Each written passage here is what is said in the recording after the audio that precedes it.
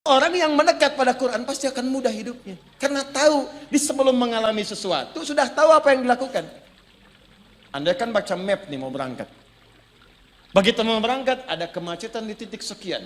Belok kanan, belok kiri. Setelah 300 meter, ada tukang somai. Ada semuanya. Nah itu Quran tuh begitu. Bahkan sebelum kita lalui sudah ada. Bismillahirrahmanirrahim. Nah, jadi saya ingin sampaikan bahwa ketika Allah menurunkan Al-Quran maka disebut dengan hudan. Masih ingat kembali ke awal? Apa itu hudan? Semua pedoman kehidupan kita. Semua solusi hidup kita di situ. Semua persoalan tentang hidup kita diterangkan di situ. Kamu kalau lahir kondisinya akan begini. Bahkan di rahim ibu kamu akan begini, begini, begini. Kalau lahir kamu butuh ASI, berikan ASI-nya sampai masa kesekian kalau sempurna. Kalau kamu belajar akan mengalami kondisi begini. Caranya begini, begini, begini, begini. Kalau pengen cepat paham seperti ini. Kalau kamu belajar iman meningkat seperti ini. Kalau kamu kemudian akan berkelana, kamu akan menemukan kondisi begini. Kamu mungkin akan bertemu dengan pasanganmu. Begini cara meminangnya, begini cara memberikan maharnya, begini cara menikahnya. Sampai diatur tugas kewajiban di rumah tangganya. Sampai mau kerja diterangkan begini. Sampai disebutkan kalau kamu kerja begini, mungkin akan ada tantangan begini-begini. Ada semua. Karena itu orang yang mendekat pada Quran pasti akan mudah hidupnya. Karena tahu, di sebelum mengalami sesuatu, sudah tahu apa yang dilakukan. Anda kan baca map nih mau berangkat. Begitu mau berangkat, ada kemacetan di titik sekian. Belok kanan, belok kiri. Setelah 300 meter, ada tukang somai. Ada semuanya. Nah itu Quran tuh begitu. Bahkan sebelum kita lalui sudah ada. 20 tahun mendatang ketika Anda merencanakan pernikahan akan terjadi seperti ini. Persoalan di rumah tangga dari mulai miskomunikasi sampai hal yang tidak bisa diselesaikan berdua disebutkan. Dan solusinya ada di situ. Nih kalau nggak percaya ya. Saya coba sebutkan dengan cepat. Tidak usah ditulis. Simak saja atau lihat rekaman kemudian. Baru Anda tulis. Cepat. Saat masih dalam kandungan. Diberitahu oleh Allah, kondisi kandungan akan begini pergerakan-pergerakan janinnya dan seterusnya. Quran surah ke-22 ayat yang kelima. Doanya supaya nanti kalau lahir anaknya soleh, dekat dengan Allah, baik dengan orang tua. Quran surah ke-7 ayat 189. Begitu lahir diberi petunjuk, ibu yang baru melahirkan berikan ASI sempurna. Kalau pengen komplit berikan 2 tahun. Bapak jangan ganggu ibu, fokuskan bapak untuk mencari rizki supaya bisa mensuplai kepada ibunya. Quran surah kedua ayat 233. Itu nyata, betul. Ya, wal walidatu yurdi'na auladahunna haulaini kamilaini liman arada an yutimma radha'ah wa 'alal mauludi lahu rizquhunna wa kiswatuhunna. Suami yang baru mendapatkan karena keturunan, dorong istri, berikan semangat supaya nanti memberikan ASI dengan kualitas terbaik, jangan diganggu psikologinya. Karena itu tugas-tugas lain bapak yang kemudian dorong itu. Ya maaf ibu dan teman-teman sekalian, kita pasti akan mengerti. Kalau ibu sedang melahirkan, rasa sakit itu setengahnya akan hilang. Ketika bayi kemudian yang hadir dilahirkan disampaikan kepadanya. Setengahnya hilang. Setengahnya lagi ketika suami hadir di sampingnya. Masya Allah mama, anak kita sudah lahir sayang. Ih Masya Allah matanya mirip kamu. Tapi kok bibirnya mirip tetangga kita ya? Jalan. Nah itu nanti bahasan yang lain. Naik lagi sampai 2 tahun. Pendidikan pertama apa yang diberikan pada anak 2 tahun? Dia mulai bisa bicara, mulai bergerak, mulai macam-macam. Turun 4 pendidikan dini. Kalau diberikan dengan baik, dia dekat dengan Allah, baik dengan Anda, dan bagus bergaul dengan lingkungan sekitaran. Turun Quran surah ke-31 ayat 13 sampai dengan 19. Dia mulai belajar dengan serius bagaimana supaya dibimbing cepat paham. Turun Quran surah 9 ayat 122. Bagaimana kalau dia belajar pelajarannya itu naik menjadi orang pintar, imannya juga kuat. Turun bimbingan Quran surah ke-58 ayat ke-11. Bagaimana cara memulainya supaya ditanamkan adalah keilmuan yang kuat. Turun Quran surah 96 ayat 1 sampai dengan 5. Bagaimana cara dipercepat? Kalau menghafal Allah yang tanamkan dalam jiwanya. Walaupun dia mengikuti bacaan cepat menghafalkannya. Turun Quran surah ke-75 ayat 16 sampai dengan 18. Apa amalan untuk mencapai itu? Turun Quran surah kedua di ujung ayat 282.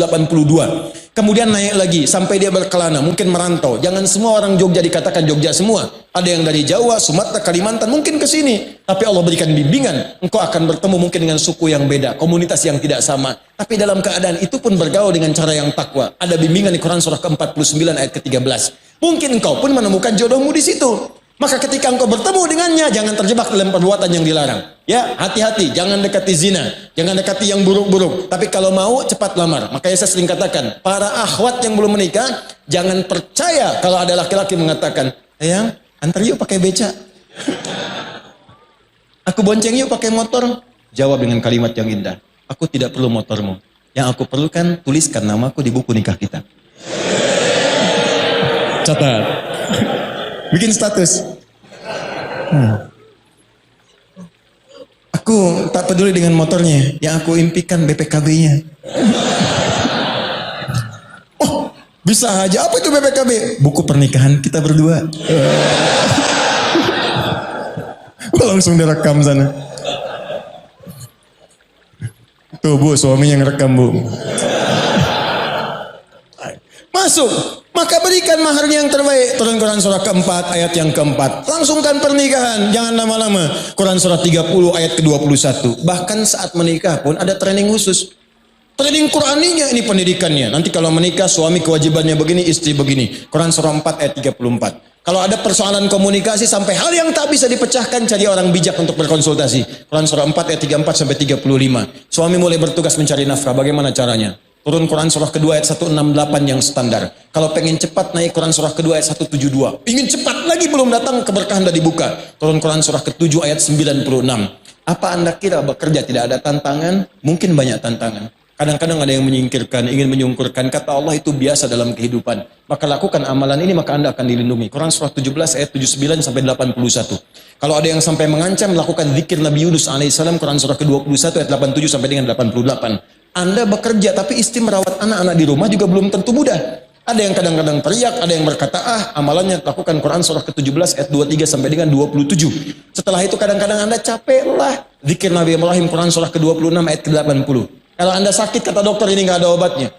Ini mustahil. Kata Allah, separah apapun kalau Anda lakukan zikirnya Nabi Ayub, aku akan sembuhkan seperti aku sembuhkan Ayub. Turun Quran surah ke-21 ayat 83 sampai dengan 84. Anda sudah berumah tangga, belum ada tanda-tanda keturunan. Kata Allah, lakukan amalan Nabi Zakaria. Bahkan beliau sudah sepuh, rambut memutih, fisik sudah letih, istri divonis medis monopos dan mandul. Tapi kalau engkau kerjakan amalannya, aku anugerahkan keturunan untukmu. Amalannya dari Quran surah ketiga ayat 38 sampai doanya di Quran surah 19 ayat 2 sampai dengan ayat ke-15-nya. Sampai dijamin keselamatan dunia, alam kubur sampai dengan akhiratnya. Anda bergerak lagi, bisnis makin maju, maka bersyukurlah kepada Allah. Turun Quran surah ke-14 ayat yang ke-7. Cobaan-cobaan tantangan mulai hebat, petakan tantangannya. Rumuskan, mulai Quran surah kedua ayat 214. Rinciannya di Quran surah kedua ayat 155 sampai dengan 157. Penyelesaiannya di Quran surah ketiga ayat 142. Kemudian jalani dengan sabar semua itu sampai Anda mencapai kematangan. Kalau atas usia 40 tahun sudah sukses, orang tua masih ada, maka sertakan kesuksesan Anda dengan membawa orang tua di dalamnya. Berikan kemuliaannya, minimal doakan mereka. Tuntunannya di Quran surah ke-46 ayat ke-15. Sampai Anda semakin sepuh, bahkan bersikap seperti anak-anak lagi. Quran surah ke-22 ayat yang ke-5. Sampai Anda menyimpulkan, apakah saya akan selamanya di dunia? Tidak, Anda akan pulang. Maka belajar cara pulang yang baik. Supaya tidak macet, supaya tidak lama dan tenang pulangnya. Maka turun bimbingan di Quran surah ke-89 ayat 27 sampai dengan 30. Supaya pulang tenang, dipanggilnya enak, nyaman. Setelah itu kemana saya pergi ya Allah? Kamu akan pergi ke tempat lain meninggalkan dunia. Kamu pergi ke Jogja saja perlu bekal. Kamu pergi ke Eropa perlu bekal. Sekarang kamu akan meninggalkan dunia, ya pasti kamu perlu bekal. Maka pelajari bekal apa yang layak untuk ke tempat kamu berikutnya. Namanya barzah, namanya kubur. Bekalnya amal saleh. Kalau kamu siapkan dengan baik, aku berikan keterangan seperti ini. Maka diberikanlah keterangan Quran surah ketiga ayat 169 sampai 172. Tapi kalau kamu sembarangan jauh dariku, nggak pernah cari bekal, maka aku berikan hal yang sama seperti yang aku berikan kepada Fir'aun. Quran surah ke-40 ayat ke-45 sampai dengan 46-nya. Setelah itu kemana ya Allah terjadi kiamat? Quran surah ke-75 semua satu surah sekalian tentang kiamat. Setelah itu kemana ya Allah pilih? Ada pilihan untuk ke surga.